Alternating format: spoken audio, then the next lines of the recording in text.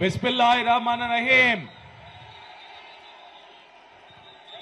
আজকের এই নির্বাচনী জনসভা উপলক্ষে এই নির্বাচনী সভায় উপস্থিত জনাব মির্জা ফখরুল ইসলাম আলমগীর সহ আমার সহকর্মীবৃন্দ এবং আমার সামনে উপস্থিত বিশেষ করে এই ঠাকুরগাঁ জেলার সহ আশেপাশের এলাকার উপস্থিত প্রিয় ভাই ও বোনেরা, আসসালামু আলাইকুম। আসসালামু আলাইকুম। কেমন আছেন আপনারা? মা বোনেরা কেমন আছেন? আলহামদুলিল্লাহ। প্রিয় ভাই বোনেরা, আজ বহু বছর পর এই ঠাকুরগাঁর মাটিতে আমি আবার আসতে পেরেছি, সেজন্য আল্লাহর কাছে হাজার লক্ষ কোটি শুকরিয়া। আপনাদের নিশ্চয়ই মনে আছে, আগে প্রায় প্রতি বছর শীতের সময় আমি এই ঠাকুরগাঁও অঞ্চলে আসতাম, পঞ্চগড় এলাকায় আসতাম, বিভিন্ন গ্রামে যেতাম, উপজেলাগুলোতে যেতাম, পৌরসভাগুলোতে যেতাম।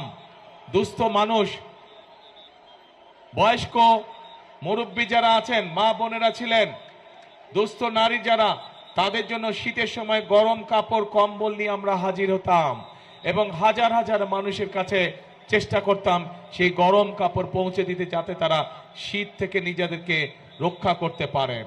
প্রিয় ভাই বোনেরা, আজ আবারও সেই ঠাকুরগাঁর মাটিতে আমি এসে আপনাদের সামনে দাঁড়িয়েছি।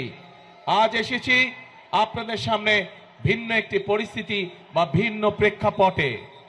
প্রিয় ভাই বোনেরা, আগামী 12 তারিখে নির্বাচন, আগামী মাসে, এই মাসের 12 তারিখে নির্বাচন।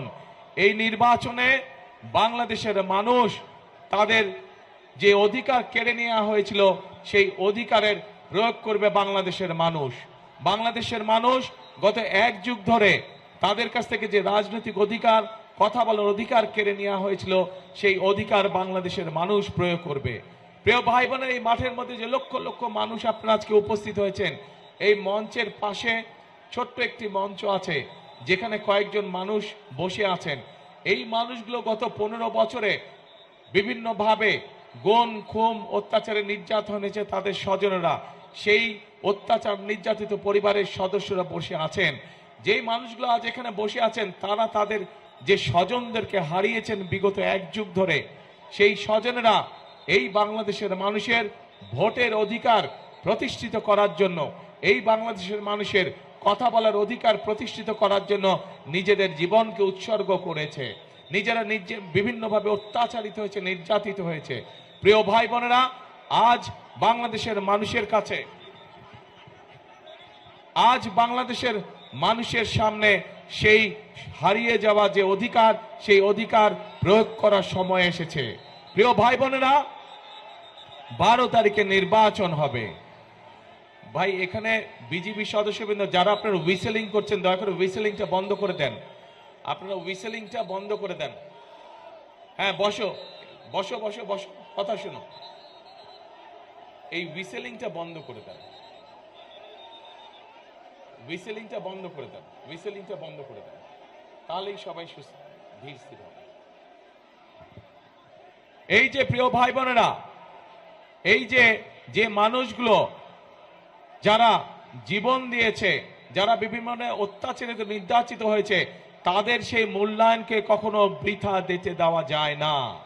এবং এইবারকার নির্বাচন শুধু দেশের জনপ্রতিনিধি নির্বাচিত করার নির্বাচন নয়, এবারকার নির্বাচন হবে আমাদের দেশকে পুনর্গঠন করার নির্বাচন। গত এক যুগ ধরে বাংলাদেশের মানুষ তাদের যেমন রাজনৈতিক অধিকারকে প্রয়োগ করতে পারে নাই, তারা কথা বলার স্বাধীনতা পায় নাই, ঠিক একইভাবে বাংলাদেশের মানুষ তাদের অর্থনৈতিকভাবে প্রতিষ্ঠিত হওয়ার অধিকার থেকে অনেক পিছিয়ে গিয়েছে। দেশে সঠিক পরিমাণের আমাদের তরুণদের, যুবকদের যে কর্মসংস্থানের ব্যবস্থা হওয়ার দরকার ছিল, সেই ব্যবস্থা হয়নি। দেশের নারীদের, মা বোনদেরকে মূল্যায়ন করার জন্য তাদের যেই স্বাবলম্বী করে গড়ে তোলার কথা ছিল, সেইটি হয় নাই। দেশের যুবকদেরকে প্রশিক্ষণের মাধ্যমে দক্ষ শ্রমিক হিসেবে গড়ে তোলার করা উচিত ছিল, সেই কাজটি হয় নাই। দেশের কৃষকদের অর্থনীতিকে মেরুদণ্ড সহযোগিতা করার জন্য, অর্থনৈতিকভাবে সহযোগিতা করার জন্য যে সহযোগিতা করা উচিত ছিল সেই কাজটিও করে নাই বিগত স্বৈরাচার সরকার। প্রিয় ভাই বোনেরা, আজ সময় এসেছে আমরা 12 তারিখের নির্বাচনে যেমন জনগণের প্রতিনিধিকে নির্বাচিত করব, একইভাবে আমরা দেশ পুনর্গঠনের কাজে হাত দেব। প্রিয় ভাই বোনেরা, বাংলাদেশের অর্ধেক জনসংখ্যা হচ্ছে নারী। এই নারীকে যদি আমরা আমাদের কর্মের সাথে সম্পৃক্ত করতে না পারি তাহলে কোনোভাবেই দেশকে এগিয়ে নিয়ে যাওয়া সম্ভব না। সেই জন্যই আপনারা দেখেছেন দেশনেত্রী খালেদা জিয়া যখন দেশ পরিচালনার দায়িত্বে ছিলেন তখন ইনি বাংলাদেশের মেয়েদের শিক্ষা ব্যবস্থাকে বিনামূল্যে করে দিয়েছিলেন। আজ বাংলাদেশের হাজারো লক্ষ কোটি নারী শিক্ষার আলোয় আলোকিত হয়েছে, কিন্তু এই নারী, এই মা বোনদেরকে আমরা অর্থনৈতিকভাবে স্বাবলম্বী করে গড়ে তুলতে চাই এবং সেজন্যই আমরা চাই যে এই যে বাংলাদেশের প্রত্যেকটি ঘরে ঘরে গৃহিণী যারা আছেন, যারা ঘরের কর্ত্রী, তাদের কাছে আমরা ফ্যামিলি কার্ড পৌঁছে দিতে চাই, প্রত্যেকটি ঘরে প্রত্যেকটি নারীর কাছে। এই ফ্যামিলি কার্ডের অধিকার হবেন এই দেশের মায়েরা, এই ফ্যামিলি কার্ডের অধিকার হবেন এই দেশের নারীরা এবং এই ফ্যামিলি কার্ডের মাধ্যমে আমরা প্রত্যেকটি নারীর কাছে তার সংসার যাতে উনি স্বাচ্ছন্দ্যে পরিচালনা করতে পারেন তার জন্য আমরা একটি প্রতি মাসের সহযোগিতা তার কাছে পৌঁছে দিতে চাই।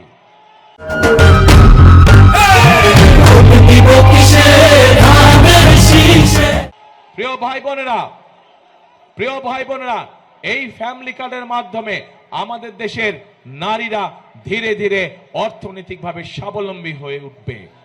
আমরা শুধু নারীদেরকেই সহযোগিতা করতে চাই না, একই সাথে আমরা আমাদের কৃষক ভাইদের পাশেও দাঁড়াতে চাই সহযোগিতার হাত নিয়ে। কৃষক ভাইদের জন্য আমরা কৃষি কার্ড নামে একটি কার্ড সকলের কাছে পৌঁছে দিয়ে দিতে চাই, যেই কার্ডের মাধ্যমে কৃষক ভাইরা সহজে ঋণ গ্রহণ করতে পারবে, যেই কার্ডের মাধ্যমে আমরা কৃষক ভাইদের কাছে সহজেই তাদের কাছে তাদের প্রয়োজনীয় সার, কীটনাশক ঔষধ, ফসলের বীজ আমরা তাদের কাছে পৌঁছে দিতে চাই। প্রিয় ভাই বোনেরা, শুধু এটি নয়, আমরা সিদ্ধান্ত গ্রহণ করছি 12 তারিখের নির্বাচনে বাংলাদেশের মানুষ ধানের শীষকে নির্বাচিত করলে, ধানের শীষের প্রার্থীকে নির্বাচিত করলে সারা বাংলাদেশে 10,000 টাকা পর্যন্ত যে কৃষি ঋণ আছে সেই কৃষকদের সেই 10,000 টাকা পর্যন্ত কৃষি ঋণ আমরা মওকুফ করতে চাই। সকল কৃষকের 10,000 টাকা পর্যন্ত কৃষি ঋণ ইনশাআল্লাহ আমরা মওকুফ করতে চাই।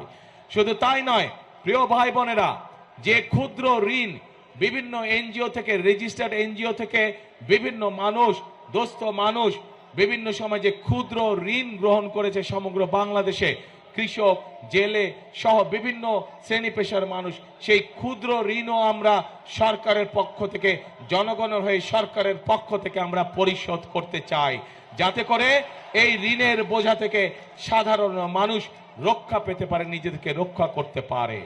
প্রিয় ভাই বোনেরা, আমাদের এই উত্তরাঞ্চল, এই ঠাকুরগাঁ, এই দিনাজপুর, পঞ্চগড় কৃষি প্রধান দেশ, এই সমগ্র উত্তরাঞ্চল, আমরা চাই এই এলাকাগুলোতে আমাদের এলাকার মানুষ যাতে কর্মসংস্থানের ব্যবস্থা হয়, যাতে মানুষ চাকরি বাকরি করে স্বাচ্ছন্দ্যে থাকতে পারে। সেই জন্য আমরা সিদ্ধান্ত গ্রহণ করেছি যে কৃষকদের পাশে যেমন আমরা দাঁড়াবো, কৃষি কার্ড নিয়ে কৃষি লোন যেরকম আমরা মওকুফ করব, ঠিক একইভাবে আমরা এই এলাকাকে কৃষি নির্ভর শিল্প আমরা এখানে বিকশিত করব। যে কৃষির সাথে সম্পর্কিত যত শিল্প আছে সেই সকল শিল্প কলকারখানা আমরা এই সমগ্র এলাকার মধ্যে গড়ে তুলতে চাই, যাতে করে এই এলাকার মানুষের কর্মসংস্থান হয়। শুধু তাই নয় প্রিয় ভাই বোনেরা, শুধু তাই নয়, এই এলাকায় বহু তরুণ যুবক সদস্য আছে, যুব সমাজের সদস্য আছে, যাদের কাছে শিক্ষার আলো আছে কিন্তু তারা বেকার হয়ে বসে আছে। সেই জন্য আমরা সিদ্ধান্ত গ্রহণ করেছি যে আমরা এই এলাকার তরুণদেরকে, এই এলাকার যুবকদেরকে সঠিকভাবে বিভিন্ন বিষয় ট্রেনিং প্রদান করতে চাই। সেটা কৃষিতে হোক, সেটা যন্ত্রাংশে হোক, সেটা বিভিন্ন বিষয় হোক না কেন, আমরা আমাদের যুবকদেরকে, তরুণদেরকে ট্রেনিং দিয়ে দক্ষ শ্রমিক গড়ে তুলতে চাই, যাতে করে তারা তাদের নিজেদের এলাকায় হোক অথবা বিদেশে কর্মসংস্থানের ব্যবস্থা করে যেতে পারে। প্রিয় ভাই বোনেরা, আমরা দেশকে সামনে দিকে এগিয়ে নিতে চাই। আমরা আন্দোলন করেছি, আমরা সংগ্রাম করেছি, জনগণকে সাথে নিয়ে, দেশের মানুষকে সাথে নিয়ে আমরা এখন দেশকে পুনর্গঠন করতে চাই। আমরা আমাদের দেশকে খাদ্যে স্বাবলম্বী করে গড়ে তুলতে চাই। আমরা আমাদের বেকারদের কর্মসংস্থানের ব্যবস্থা করতে চাই। আমরা আমাদের মা বোনদেরকে, সমগ্র বাংলাদেশে আমাদের মা বোনদেরকে শিক্ষিত এবং তার পাশাপাশি অর্থনৈতিকভাবে স্বাবলম্বী করে গড়ে তুলতে চাই। কিন্তু প্রিয় ভাই বোনেরা, এই কাজগুলো যদি করতে হয়, তাহলে এই দেশের যে মালিক, এই দেশের মালিক কারা বলেন তো? কারা মালিক? জনগণ হচ্ছে এই দেশের মালিক। সেই জনগণের, সেই মালিকের সহযোগিতা ছাড়া আমাদের পক্ষে এই কাজগুলো সম্ভব নয়। এবং সেই জন্যই আজকে এই মঞ্চে দাঁড়িয়ে আমি আপনাদের কাছে আপনাদের সহযোগিতা চাচ্ছি, আপনাদের সমর্থন চাচ্ছি, আপনাদের কাছে ধানের শীষের জন্য ভোট চাইছি, যাতে করে যেই পরিকল্পনার কথা আপনাদের সামনে আমি তুলে ধরলাম, সেই পরিকল্পনাগুলো যেন আমরা দেশের জন্য, দেশের মানুষের জন্য বাস্তবায়ন করতে চাই। কে ভাইরা, মা বোনেরা, আপনাদের সমর্থন কি আমরা পাচ্ছি ধানের শীষ? ইনশাআল্লাহ। প্রিয় ভাই বোনেরা,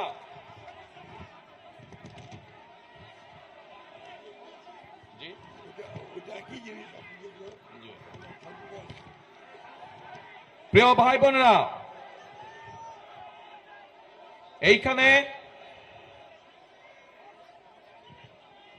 এই এলাকার মানুষের অনেকগুলো দাবি আছে। আমি আপনাদের সামনে, আমার সামনে যে দাবিগুলো আছে সেইগুলোর ব্যাপারে, কয়েকটির ব্যাপারে আমি আপনাদের সাথে আলোচনা করতে চাই।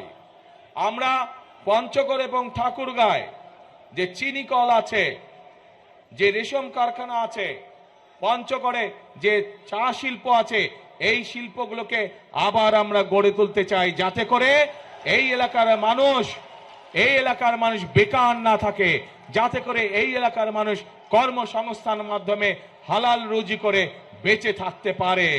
প্রিয় ভাই বোনেরা, আমরা ঠাকুরগাঁয় ক্যাডেট কলেজের একটি দাবি আছে, এই দাবিটি আমরা চেষ্টা করব ইনশাআল্লাহ বাস্তবায়ন করার জন্য। প্রিয় ভাই বোনেরা, আগেই বলেছি আমি যে স্থানীয় যে কৃষিজাত পণ্য আছে, এই পণ্যগুলো অনেক সময় কৃষক ভাইদের জন্য সমস্যা হয়ে যায়, এই পণ্যগুলোকে তারা ঠিকভাবে প্রিজার্ভ করতে পারে না। সেই জন্য এই সমগ্র এলাকায়, ঠাকুরগাঁ সহ, পঞ্চগড় সহ, দিনাজপুর এলাকায় আমরা বিভিন্ন জায়গায় যেখানে যেখানে প্রয়োজন আমরা কৃষকদের উপযোগী করে হিমাগার তৈরি করতে চাই, যেন তারা তাদের উৎপাদিত পণ্য সঠিকভাবে সংরক্ষণ করতে সক্ষম হতে পারে। প্রিয় ভাই বোনেরা, এই এলাকায় বহু শিক্ষিত যুবক আছে যারা আইটিতে কাজ করে থাকেন। সেই জন্য আমরা এই এলাকায় কৃষিকে যেরকম জোর দিব, কৃষির সাথে সম্পর্কিত শিল্প কারখানা যেমন গড়ে তুলব, একইভাবে যারা আইটিতে কাজ করে তাদের জন্য আইটি পার্ক বা আইটি হাব আমরা গড়ে তুলতে চাই, যাতে এলাকার ছেলেরা এলাকা থেকেই তারা তাদের কর্মসংস্থানের ব্যবস্থা করতে পারে। প্রিয় ভাই বোনেরা, এখন প্রিয় ভাই বোনেরা,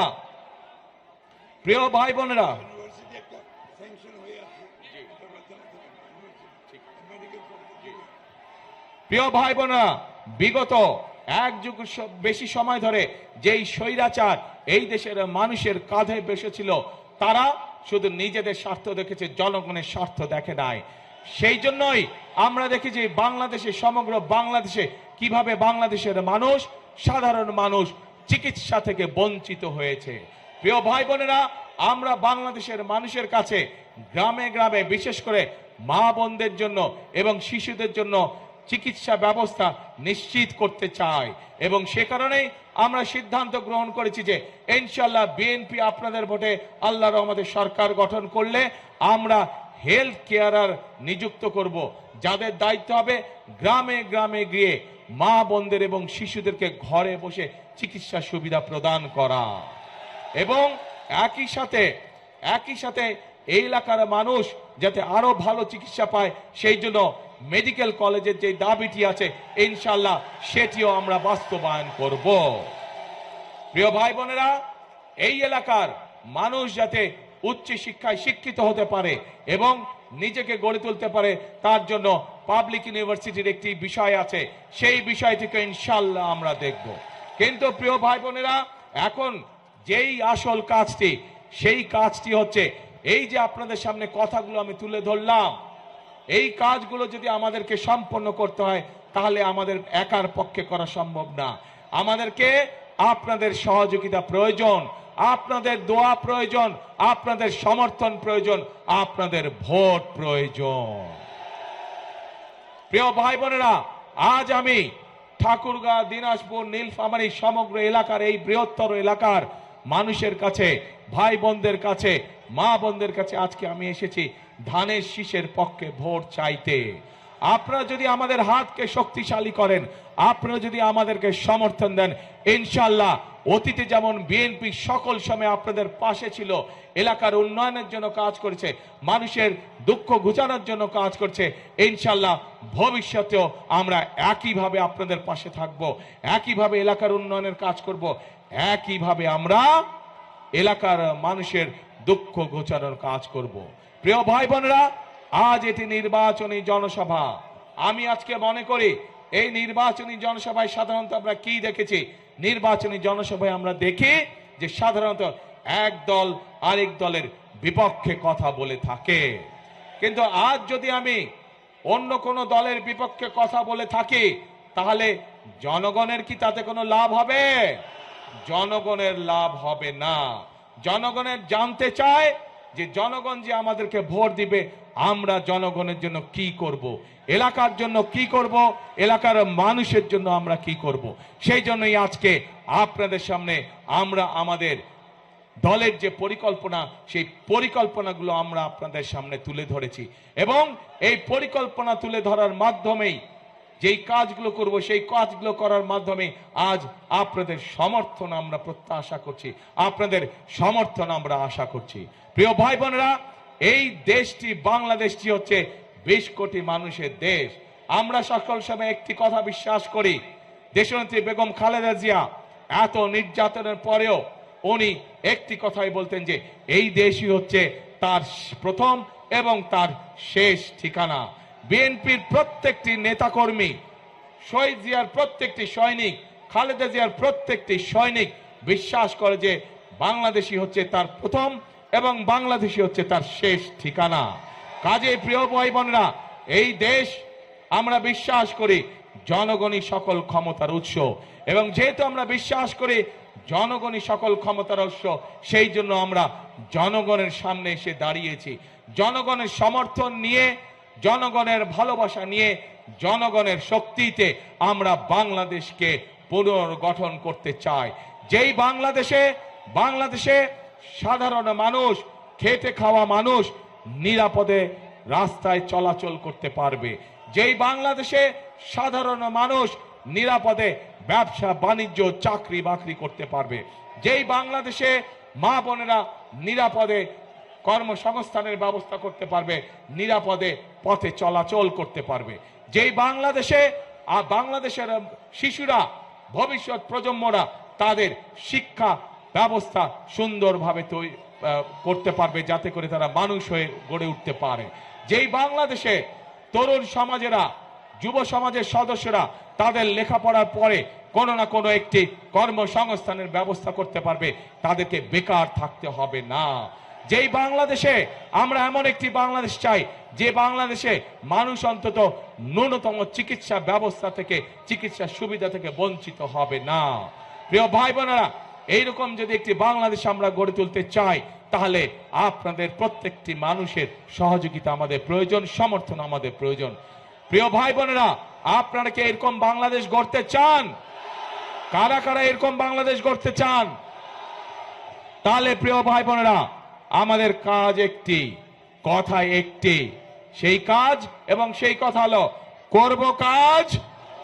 কি ভাই, করব কাজ, গড়ব দেশ, সবার আগে বাংলাদেশ। প্রিয় ভাই বোনেরা, আমরা আন্দোলন করেছি, আমরা 71 সালে যুদ্ধ করেছি, আমরা এই দেশকে স্বাধীন করেছি। 2024 সালে আমরা ছাত্র জনতার অভ্যুত্থান দিয়ে এই দেশের স্বাধীনতা রক্ষা করেছি। এখন আমাদেরকে দেশকে গঠন করতে হবে, এখন আমাদের এই দেশকে তৈরি করতে হবে, এই দেশের অর্থনীতিকে, এই দেশের গণতন্ত্রকে আমাদেরকে মজবুত করে গড়ে তুলতে হবে, যাতে এই দেশের মানুষের সামনে একটি নিরাপদ ভবিষ্যৎ তৈরি হতে পারে। প্রিয় ভাই বোনেরা, ৭১ সালে আমরা যখন যুদ্ধ করে দেশ স্বাধীন করেছিলাম, তখন আমরা দেখিনি কে মুসলমান, কে বৌদ্ধ, কে হিন্দু, কে খ্রিস্টান। আমরা ২০২৪ সালের গণ অভ্যুত্থানের জন্য যখন রাজপথে সারা বাংলাদেশের মানুষ নেমে এসেছিল স্বৈরাচারের বিরুদ্ধে, আমরা দেখিনি কে মুসলমান, কে হিন্দু, কে বৌদ্ধ, কে খ্রিস্টান। প্রিয় ভাই বোনেরা, এই দেশে হাজার বছর ধরে প্রত্যেকটি ধর্মের মানুষ আমরা শান্তিতে বসবাস করেছি। আগামী হাজার বছরেও আমরা চাই প্রত্যেকটি ধর্মের মানুষ শান্তিতে এই দেশে বসবাস করবে। যে যার যোগ্যতার ভিত্তিতে, যে যার মেধার ভিত্তিতে সামনের দিকে এগিয়ে যাবে। প্রত্যেককে বিচার করা হবে তার যোগ্যতা, তার মেধার ভিত্তিতে, ধর্ম দিয়ে কোনো বিচার করা হবে না তাকে। প্রিয় ভাই বোনেরা, সেই জন্য আসুন সেই রকম একটি বাংলাদেশ যদি গড়ে তুলতে হয়, তাহলে বিএনপি ইনশাআল্লাহ আপনাদের পাশে আছে। সেই রকম একটি যদি বাংলাদেশ গড়ে তুলতে হয়, বিএনপিকে বাংলাদেশের জনগণ তাদের পাশে সকল সময় পাবে। কাজে আসুন আমরা আমাদের সেই প্রত্যাশিত বাংলাদেশকে গড়ে তোলার জন্য আজকেই এই জনসভায় শপথ নেই। এই জনসভা হোক আমাদের সেই শপথের জনসভা, যেই জনসভায় আমরা শপথ নিব আমরা আগামী দিনে একটি নিরাপদ বাংলাদেশ গড়ে তুলব, যেই বাংলাদেশে সকল ধর্ম মতের মানুষ একসাথে কাজ করবে, একসাথে দেশকে আমরা গড়ে তুলব। প্রিয় ভাই বোনেরা, পরিশেষে আমি এই এলাকার উন্নয়ন, এই বাংলাদেশের উন্নয়নের জন্য আপনাদের সকলের কাছে ধানের শীষের পক্ষে ভোট চাইয়ে যাচ্ছি আপনাদের কাছে। আমি কি আপনাদের সমর্থন পেতে পারি প্রিয় ভাই বোনেরা? ইনশাআল্লাহ। এবং এই যে আমার সাথে যেই মানুষগুলো দাঁড়িয়ে আছেন আপনাদের এলাকার সন্তান, এই মানুষগুলোর হাতে আমরা দলের পক্ষ থেকে ধানের শীষকে তুলে দিয়েছি।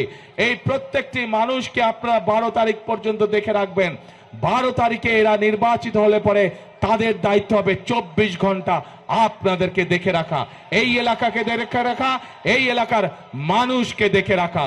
আমি কি এই মানুষগুলোকে আপনাদের হাতে দিয়ে যেতে পারি? ইনশাআল্লাহ। প্রিয় ভাই বোনেরা,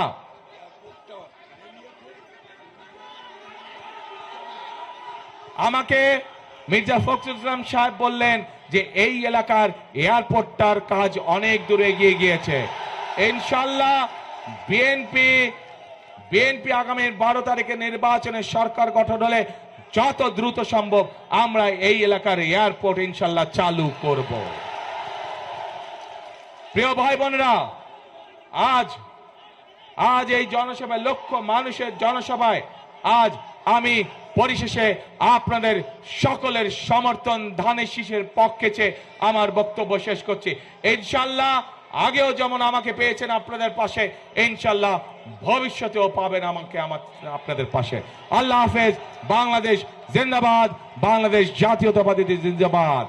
শেষ কথা একটাই, করব কাজ কে গর্ব দেশ সবার আগে, বাংলাদেশ সবার আগে, বাংলাদেশ। আল্লাহ হাফেজ।